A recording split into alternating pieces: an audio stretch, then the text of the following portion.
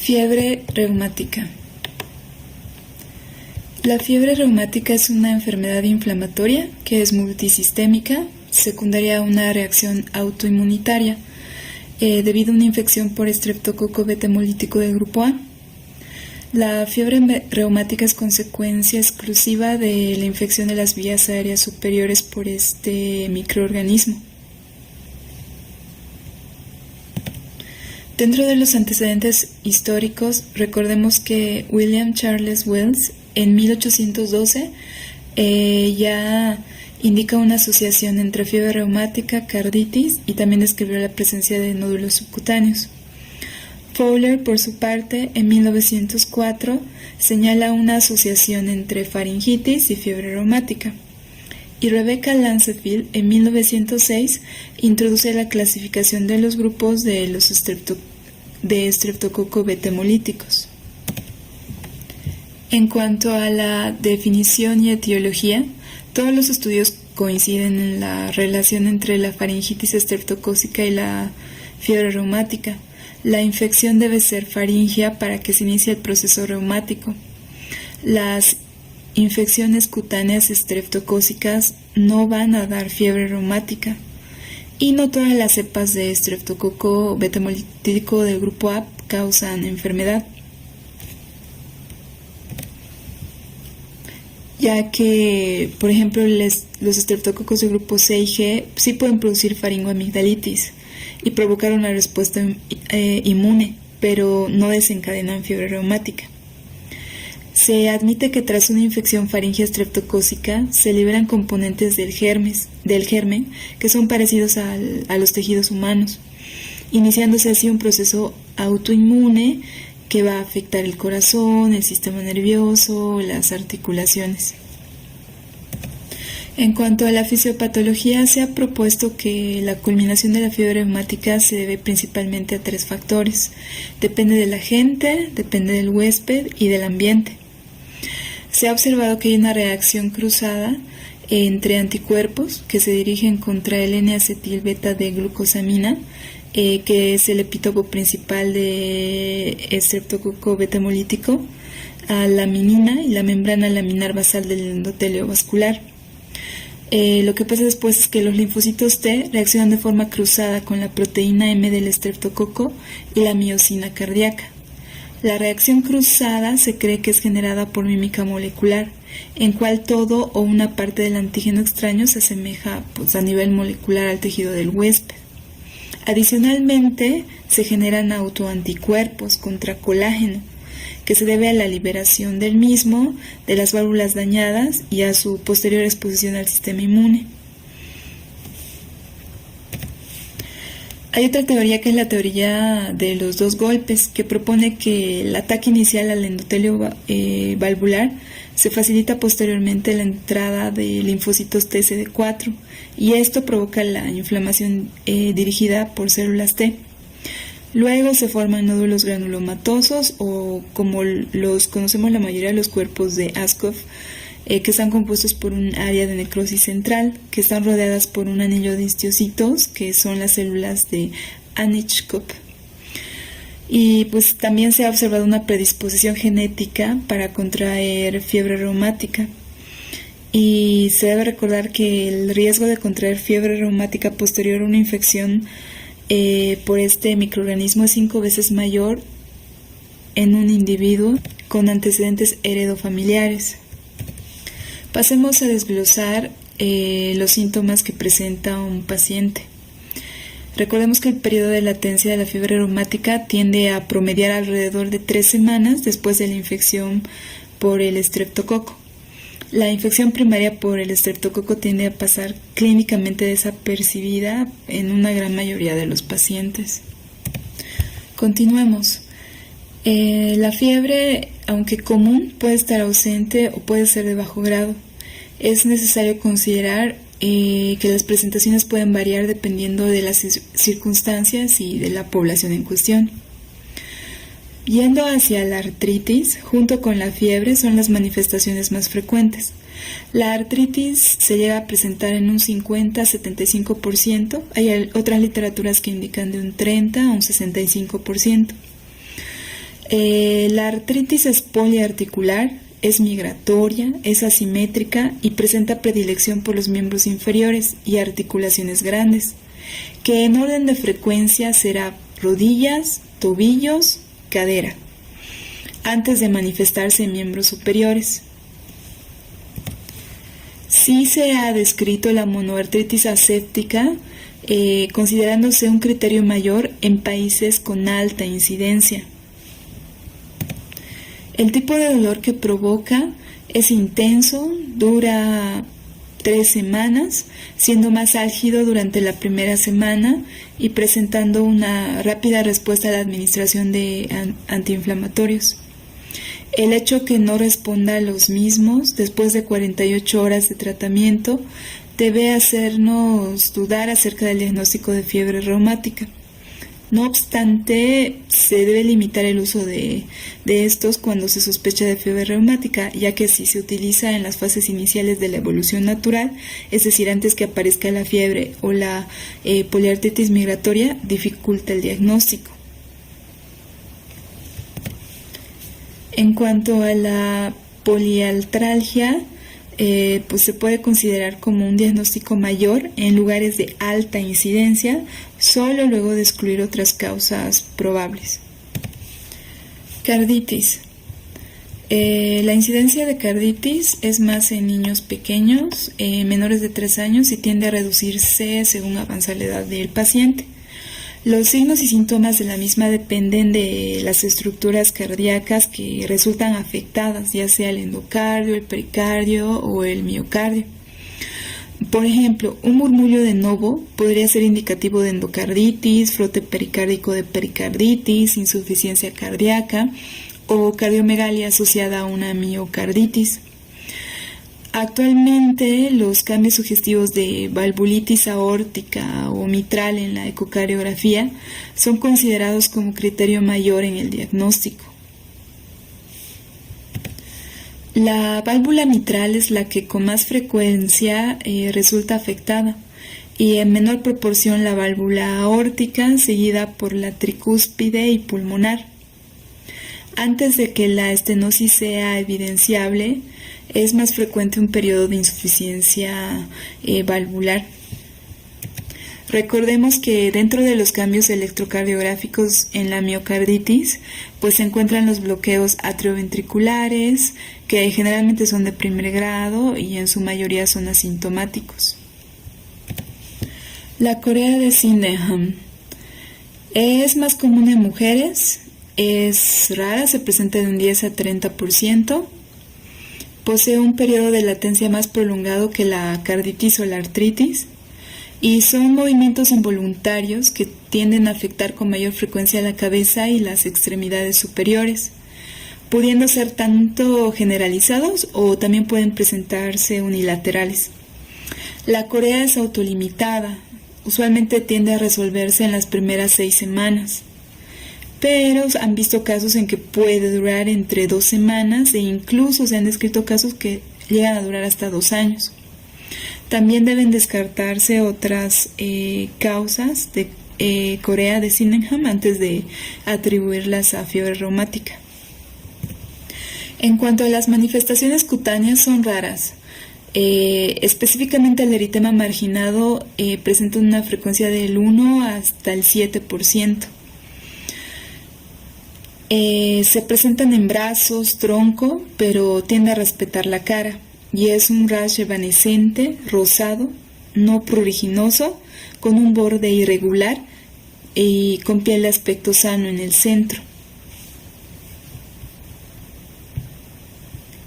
Los nódulos subcutáneos tienden a asemejar a los de la artritis reumatoide. Son masas indoloras, móviles, pequeñas, usualmente son menores de 2 centímetros, no son adheridas a planos profundos y son manifestaciones tardías de la enfermedad y tienden a relacionarse con frecuencia a carditis. Ya entrando a diagnóstico, aquí les dejo un mapa que separa los criterios mayores y criterios menores de fiebre reumática. Recordemos que el diagnóstico en lugares de baja incidencia, es decir, aquellos lugares en donde la incidencia es menor a 2 casos por cada 100.000 niños en edad escolar o menor a 1 por cada 1.000 habitantes, es sugerido cuando se cumplen 2 criterios mayores o un criterio mayor y uno menor. Dentro de los exámenes de laboratorio recomendados es una biometría hemática, volumen de eritrosedimentación, una PCR, hemocultivos, electrocardiograma, frotis, cultivo faríngeo y serología antiestreptocócica. Cuando se toma un cultivo faríngeo, en un 25% de los casos pues sí nos va a salir positivo. En cuanto a la serología antiestreptocócica, pues es un signo de infección reciente, la elevación casi constante de los anticuerpos estreptocócicos, principalmente el título de antiestreptolicina O, que aumentan en el 80% de los casos. Se consideran los valores positivos cuando suben por encima de 333 unidades TOD en el niño mayor de 5 años. Un título alto aislado no tiene ningún valor, únicamente indica infección reciente, pero no específica y que el paciente tenga fiebre reumática. Este es un ejemplo.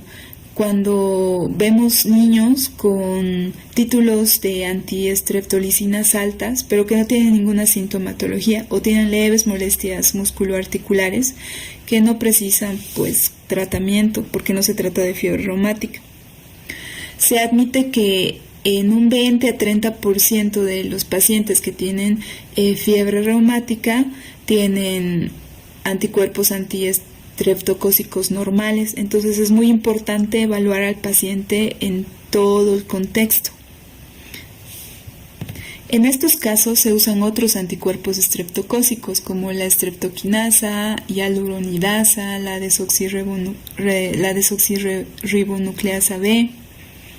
También se utilizan test de aglutinación en porta, que es el streptozyme, que mide varios anticuerpos y va aumentando la sensibilidad.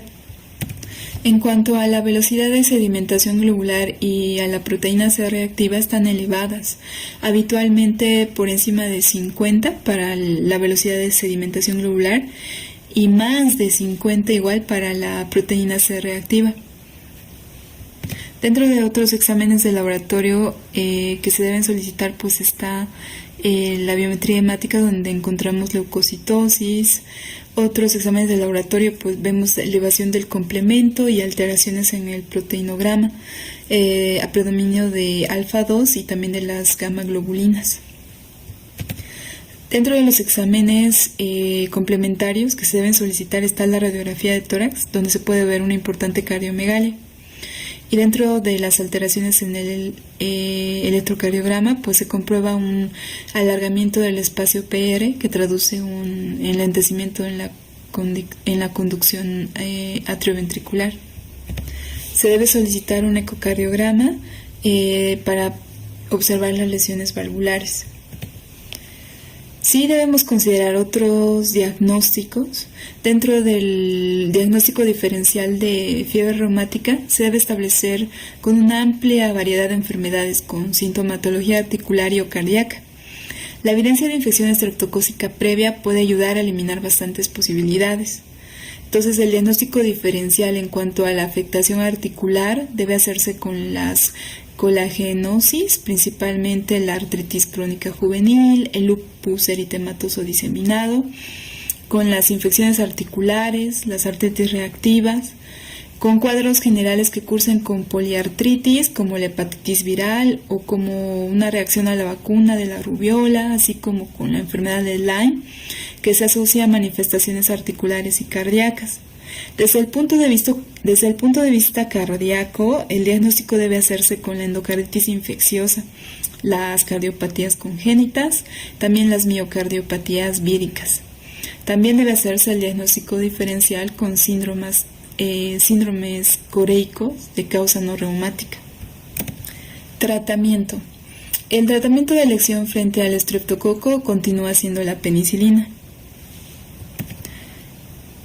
El tratamiento antibiótico se basará en penicilina procaínica, 600.000 unidades cada 12 horas durante 10 días, seguida de penicilina benzatínica una vez cada semana, y pasada la fase aguda se inicia la quimioprofilaxis de manera continua. Es importante el reposo en cama, es indispensable en la fase aguda y si existen signos de carditis. Los pacientes que no tengan carditis deben guardar reposo durante 2 a 3 semanas. En cambio, los niños con carditis, pero sin insuficiencia cardíaca, el reposo debe ser hasta 1 mes. Cuando el niño sí tiene afectación cardíaca y este es grave, pues el reposo debe ser de 3 a 4 meses. En cuanto al tratamiento antiinflamatorio, es a base de salicilatos y corticoides, que son paliativos, no curativos. Se utiliza ácido acetil salicílico por vía oral a dosis de 75 a 100 miligramos kilogramo día. El objetivo es conseguir niveles de 20 a 30 miligramos decilitro. En cuanto a la dosis, se fracciona en 4 tomas al día y se mantiene unos 7 a 10 días hasta comprobar mejoría clínica. Luego se disminuye la dosis a la mitad y se mantiene de 3 a 5 meses más en ausencia de carditis. Si la afectación cardíaca es mínima, se mantienen de 6 a 8 semanas. Es muy importante vigilar las posibles manifestaciones tóxicas de los salicilatos como gastrointestinales, ya que se han descrito reacciones como náuseas, vómitos, hemorragias, ulcus. También a nivel óptico, donde los pacientes indican referir zumbidos, disminución de la agudeza auditiva, alteraciones hepáticas donde se ven aumento de las transaminasas, también indican casos de cefalea, vértigos, hiperventilación, insuficiencia renal. En cuanto a los corticoides, tienen una acción antiinflamatoria más intensa que los salicilatos. Estas se usan en pacientes con afectación cardíaca grave, con fallo cardíaco, pericarditis, y en casos de pacientes con recidiva de fiebre reumática con secuela cardíaca previa. Entonces se utiliza prednisona por vía oral a 2 miligramos kilogramo día en 4 tomas durante 10 días y luego se va rebajando 1 miligramo kilogramo día 10 días más y posteriormente disminuyendo hasta completar unas 4 a 6 semanas. Es importante que dentro de nuestras medidas también esté el tratamiento de las complicaciones que el paciente haya desarrollado como insuficiencia cardíaca, que precisa diuréticos. En casos de corea se aconseja haloperidol. En cuanto a la profilaxis, aquí les presento un cuadro que lo saqué de Redbook. Entonces, para que ustedes puedan ver la duración de la profilaxis en un paciente con fiebre reumática. En un paciente que no haya presentado carditis, la profilaxis se debe dar 5 años. Desde el último episodio de artritis de fiebre reumática o hasta que el paciente cumpla 21 años. En el segundo caso es un paciente con fiebre reumática que sí tuvo carditis, pero no tiene alteración valvular. En este paciente la profilaxis se debe dar 10 años, desde el último episodio de fiebre reumática o hasta que cumpla 21 años de edad. El tercer caso es cuando le va muy mal al paciente. Tuvo fiebre reumática, desarrolló carditis y además hay daño valvular. En este paciente la profilaxis debe ser por 10 años desde el último episodio de fiebre reumática o hasta que el paciente cumpla 40 años de edad. Sí se debe considerar profilaxis de por vida a pacientes que hayan desarrollado un daño valvular severo. Es importante no solamente enfocarnos en el tratamiento, es mucho más importante enfocarnos en la prevención. Es por eso que acá desglosé 3 tipos de prevención. La primaria, que es la prevención de los ataques iniciales de la fiebre reumática aguda y depende de un correcto diagnóstico y tratamiento de las infecciones faringoamigdalares. En cuanto a la prevención secundaria, consiste en la prevención de las recaídas tras un primer ataque de fiebre reumática aguda. Entonces precisa un programa continuo de quimioprofilaxis, la cual se ha detallado en el slide anterior. Y la prevención terciaria es la profilaxis de la endocarditis infecciosa en pacientes con secuelas de cardiopatía reumática. Estos pacientes tienden a sufrir infecciones de las válvulas y de miocardio tras bacteriemias. Por ello es obligatorio administrarles protección antibiótica tras pequeñas intervenciones o exploraciones.